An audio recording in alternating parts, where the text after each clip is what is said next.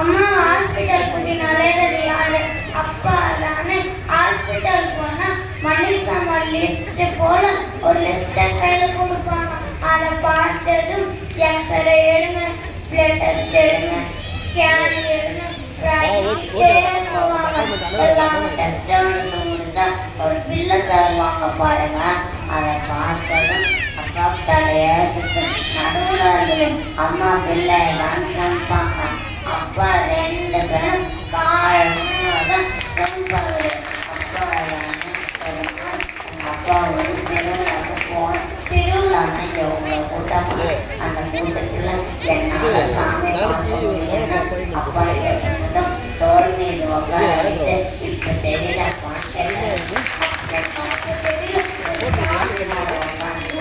சாமியை பார்க்க வேணும். அது மட்டுமா எனக்காக ஃபேஸ் கட்டுவாரு. வந்து உழைப்பது, சைக்கிள் ஓட்ட கற்று கொடுக்கறது. நம்ம அப்பா லீவ் கொடுத்தா நம்ம அப்பா கிளாஸ் கூட்டிட்டு போவார். நான் லீவுன்னு சொன்னதும் ஐயோ ஐயோ ப்ளீஸ் இந்த சின்ன நான் எப்படிதான் சமாளிக்க போறேன், பாடுபட போறாங்களா? இப்பதான் பிள்ளைகளின் வளர்ச்சிக்கு பாடுபடுபவர். அப்பதான் என்று நல்லதை கொடுக்குமாறு தாங்களுடன் கேட்டுக்கொள்கிறேன். நன்றி, வணக்கம்.